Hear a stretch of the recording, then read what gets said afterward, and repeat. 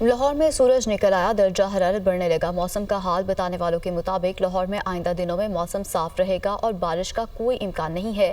مزید تفصیلات بتائیں گی سامیہ سعید۔ جی سامیہ، اوور ٹو یو۔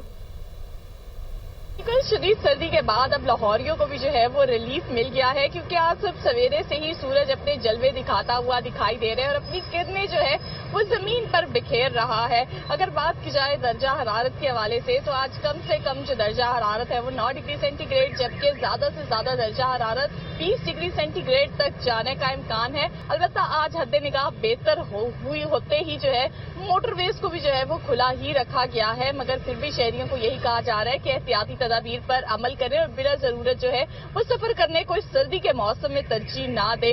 دوسری جانب اگر بات کی جائے تو ہوائیں چلنے کا سلسلہ ابھی باہر جاری ہے۔ محکمہ موسمیات کے اعداد و شمار کے مطابق آج ہوا کی رفتار 6 کلومیٹر فی گھنٹہ کے حساب سے ریکارڈ کی جا رہی ہے، جبکہ ہوا میں نمی کا جو تناسب ہے وہ 75% تک جا پہنچا ہے۔ موسم کا حال بتانے والوں کے مطابق یہی بتایا جا رہا ہے کہ آئندہ 24 گھنٹوں تک شہر لاہور کا جو موسم ہے وہ سرد اور خشک ہی ریکارڈ کیا جائے گا۔ جی